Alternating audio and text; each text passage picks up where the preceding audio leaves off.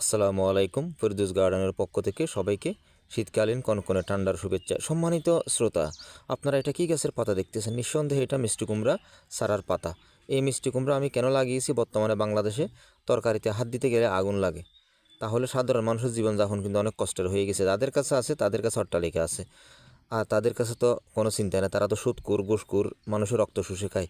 আমরা যারা দারিদ্র্য সীমার নিচে বাস করি, আমাদের কষ্টের কোনো শেষ নাই। তরকারি কিনতে পারতেছি না, এত দাম এত দাম, 3টা 4টা ডাঁড়া দিয়ে বলে যে এটা 60 টাকা 50 টাকা।